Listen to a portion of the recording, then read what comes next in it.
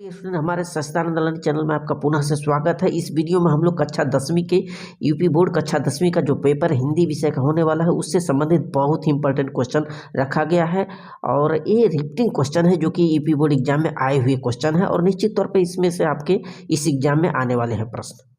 तो पूरा जो पेपर पैटर्न है अब की बार ओएमआर बेस्ड है। मल्टीपल चॉइस क्वेश्चन 20 देने वाले हैं जो कि ओएमआर सीट पर भरना है। प्रत्येक सही विकल्प के लिए 1 अंक प्रदान किया जाएगा। तो पहले हमने इसमें कुछ बहुत ही इंपॉर्टेंट क्वेश्चन रखा गया है जो कि बहुविकल्पी पर आधारित है। देखिए पहला क्वेश्चन हमने क्या रखा है, कमायनी महाकाव्य के लेखक कौन है?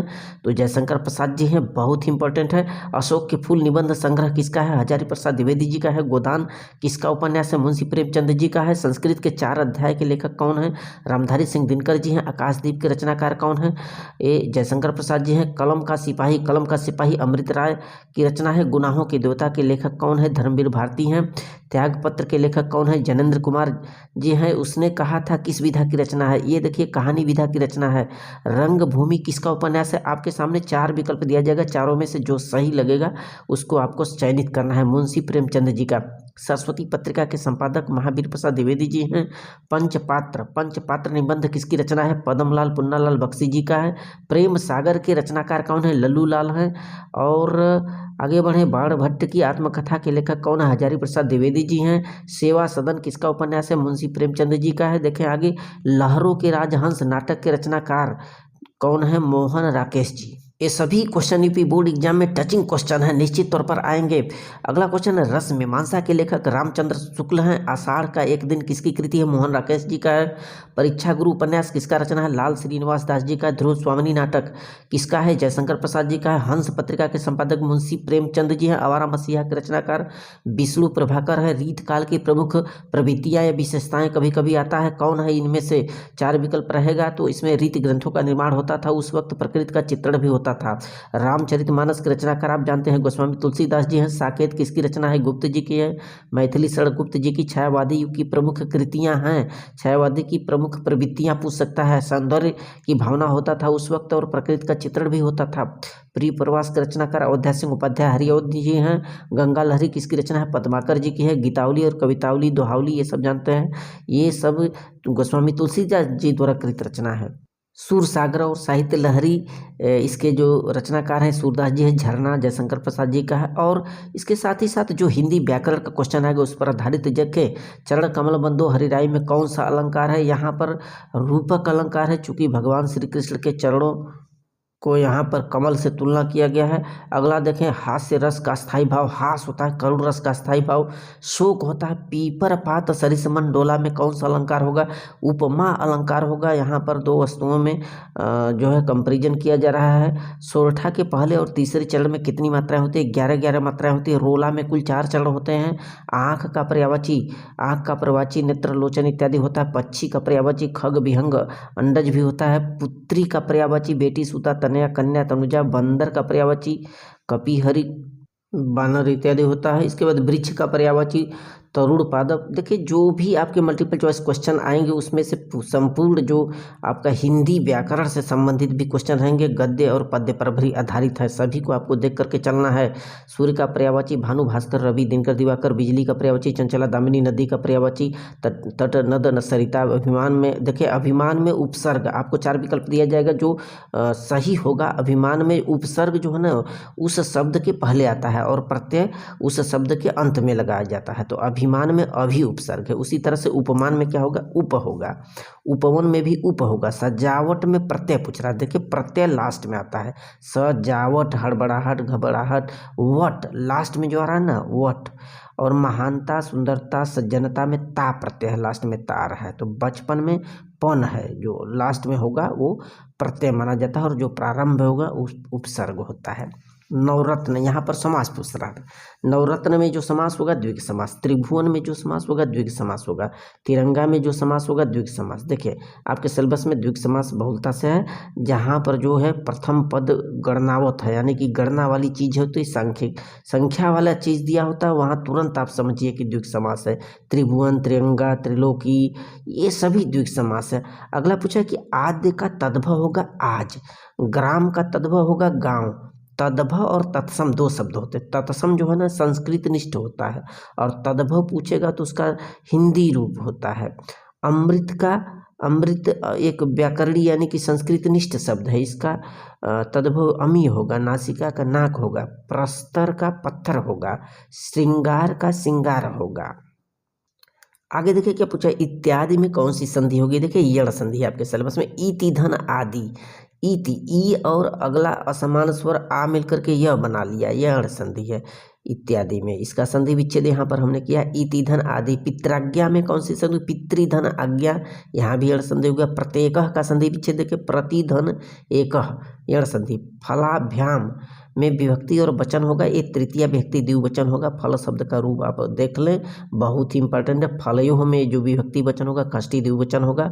कई बार यूपी बोर्ड में रिपीटिंग क्वेश्चन है। मत्याह में विभक्ति और वचन पूछा, षष्ठी विभक्ति एक वचन होगा।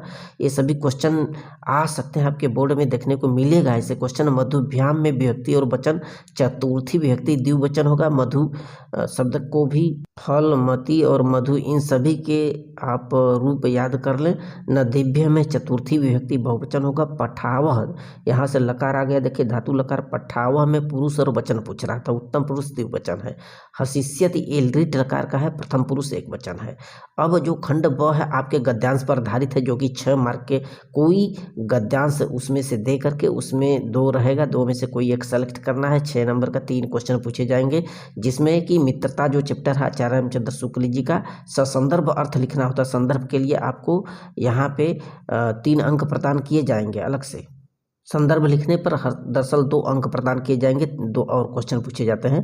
अगला देखिए, कुसंग का ज्वर सबसे भयानक होता है। मित्रता का बहुत ही इंपॉर्टेंट पॉइंट है, कई बार यूपी बोर्ड में है, इसको आप देख करके चलें। विश्वास पात्र मित्र से बड़ी रक्षा होती है, यह भी संदर्भ आपको जहाँ मिले आपके उस पाठ में मित्रता चैप्टर में दिया गया, उसको आप देख लें पूरा। और अगला चैप्टर जो है भारतीय संस्कृति की विशेषताएं, डॉक्टर राजेंद्र प्रसाद जी का। इसमें से ये जो आपका गद्यखंड है आज विज्ञान मनुष्य के हाथों वाला, इसको जरूर चेक कर ले। भिन्न भिन्न धर्मों को मानने वाले, बहुत ही इंपॉर्टेंट है। और पद्यांश इसी तरह से जो पद्यांश आएगा 2 दिया रहेगा, 2 में से एक सेलेक्ट करना है। 6 नंबर का ससंदर्भ अर्थ लिखना। सूरदास जी का ये जो पंक्तियां हैं कई बार यूपी बोर्ड में आई हुई हैं। चरण कमल बंदो हरिराई देखकर चले। उधो मन भय 10-20 निश्चित तौर पर आ सकता है। उधो मोहि ब्रज विसरत नहीं, सकीरे मुरली दीजो चोर, इन सभी पद्यों को आप देखें। अगला है राम नरेश त्रिपाठी जी जो स्वदेश प्रेम पर कविताएं बनाए हैं, वो विश्वत रेखा कावासी, ये बहुत ही इंपॉर्टेंट कविता है, आप देख करके चले। माखनलाल चतुर्वेदी जी का देख लें।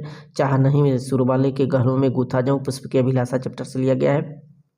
वही झांसी की रानी सुभद्रा कुमारी चौहान जी की जो भी कविताएं हैं बहुत इंपॉर्टेंट, उसको देख लें।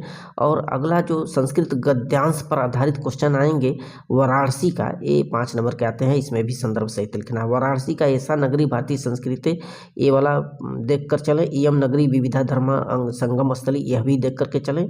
और भारतीय संस्कृति चैप्टर से ये जो आपका गद्य खंड है, विश्व से श्रेष्ठा ईश्वर है एक है, इसको भी देखकर चले। बहुत बार यूपी बोर्ड में रिपीटिंग क्वेश्चन है, निश्चित तौर पर आएगा। और जो चौथा क्वेश्चन है आपके पद्यांश पर आधारित है, आपके श्लोक पर आधारित है। 2 श्लोक दिया रहेगा, 2 में से एक सेलेक्ट करना है, जिसमें कि पहला जो श्लोक है भारतीय संस्कृत का हमने दिया है, बहुत ही इंपॉर्टेंट है। सर्वे भवन्तु सुखिनः सर्वे सन्तु निरामयः सन्तु सर्वे पसराणि मा कश्चित् दुःख भाग् भवेत्, माने कि भारतीय संस्कृति से है प्रस्तुत जो श्लोक है हमारी पाठ्य पुस्तक के हिंदी संस्कृत खंड काव्य के भारतीय संस्कृति नामक पाठ से उद्धृत है। और इसमें बात की गई है कि सबका मंगल हो, सबका कल्याण हो। यहाँ पर वह सर्वे भवन्तु सुखिनः सर्वे सन्तु निरामयः, यानी कि बताया जा रहा है कि सब लोग सुखी हों, सब लोग रोग रहित हो, किसी को रोग न हो, सबका भद्र हो, कल्याण हो, कोई भी दुख से ग्रसित न हो।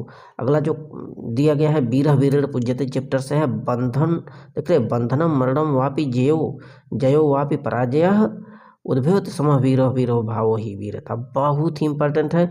यह आपके वीरः वीरेण पूज्यते से लिया गया है। इसमें बात किया जा रहा है कि बंधन हो अथवा मरण हो, जीत हो अथवा हार हो, दोनों ही अवस्थाओं में वीर जो है ना, वीर हमेशा सदैव एक जैसे स्थिति में होते हैं, वो समान रहता है। वीर को ही वीरता कहा जाता है, वीरो भावो ही वीरता। और एक बहुत ही इंपॉर्टेंट श्लोक यहाँ पर है, मानवम हित्वा प्रिया भवेति क्रोधम हित्वा न सोचति कामम हित्वा अर्थम भवति लोभम हित्वा सुखम भवेति। बहुत ही इंपॉर्टेंट है, ये आपके जीवन सूत्राणी चैप्टर से लिया गया है संस्कृत गद्य से। और इसमें बात किया जा रहा है कि मानव हित्वा प्रिया भवति क्रोधम हित्वा न सोचति, यानी कि जो मानव होते हैं मनुष्य अभिमान को छोड़कर प्रिय होता है, बशर्ते वो अपने घमंड को अभिमान को छोड़ दे, और क्रोध को छोड़ करके शोक नहीं करता, क्रोधम हित्वा न सोचति। और आगे बात किया जा रहा है कि कामम हित्वार्थम भवति लोभम हित्वा सुखिम भवेत, अर्थात कामना को छोड़कर धनवान होता है और लोभ को छोड़ करके वह सुखी होता है। बहुत इंपॉर्टेंट है, देख लें इसको। प्रश्न संख्या 5वां जो आएगा आपके खंड काव्य पर आधारित कोई जो भी आपके सिलेबस में आपके एरिया में पढ़ाया जाता है वो आपको करना है। देखिए मुक्तिदूत से दिया गया है, ज्योति जवाहर खंड काव्य के आधार पर जवाहरलाल जी के बारे में लिखना है अथवा उसका कथासार। अग्रदूत खंड काव्य है, अलग अलग एरिया में अलग अलग लोकेशन में आपके यहाँ जो भी क्षेत्र में पढ़ाया जाता है उसके स्टडी कर ले, बहुत इंपॉर्टेंट है। इस प्रकार के क्वेश्चन तो अनिवार्य ही आते हैं। और इसके बाद ये जो अगला क्वेश्चन है 6वां, दिए गए लेखकों में से किसी एक लेखक का जीवन परिचय देते हुए उनकी कृतियों पर उनकी रचनाओं को आप देख करके चलें।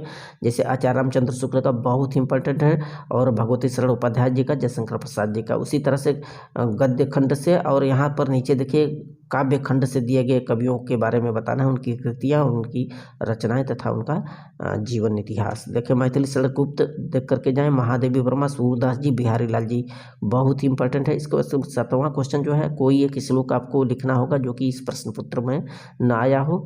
और 8वां क्वेश्चन है कि किन्हीं 2 प्रश्नों का आपको संस्कृत में जवाब देना है। कुछ क्वेश्चन दिए जाते हैं आपके हिंदी व्याकरण, क्या हिंदी संस्कृत के जो श्लोक हैं या फिर जो गद्य हैं उन पर आधारित क्वेश्चन बहुत ही इंपॉर्टेंट क्वेश्चन होते हैं। जैसे यहाँ पर दिया वाराणसी केशम संगम स्थली अस्ति, बहुत ही इंपॉर्टेंट है ये, वाराणसी नगरी विविधा धर्माण संगम स्थली। और अगला क्वेश्चन है इसमें दिया गया वाराणसी कस्या नद्या कुले स्थिता, तो इसका उत्तर होगा गंग्या कुले स्थिता। बहुत बार आया हुआ क्वेश्चन है, वाराणसी किमर्थम प्रसिद्धम, वाराणसी विद्या दर्शनम साहित्य धर्म कला शिल्पा प्रसिद्धम, तो बहुत इंपॉर्टेंट है। वीरः केन पूज्यते, वीरः वीरेण पूज्यते, पदन्विन किम दूरयाति, पदन्विन पत्रम दूरम याति, चंद्रशेखर कस्मिन् चंद्रशेखर एकम क्रांतिकारी देशभक्ति आसीत। इस तरह से आप क्वेश्चन देख ले, ये रिपीटिंग क्वेश्चन है, बहुत बार यूपी बोर्ड में आया हुआ क्वेश्चन है। 9th जो क्वेश्चन होगा लास्ट क्वेश्चन, ये निबंध होगा। ये इस प्रकार के स्वास्थ्य और शिक्षा पर आ सकता है, पर्यावरण पर आ सकता है, साहित्य समाज पर आ सकता है, जनसंख्या वृद्धि और पर्यावरण से संबंधित ये इस प्रकार के निबंध दिए जा सकते हैं। So thanks.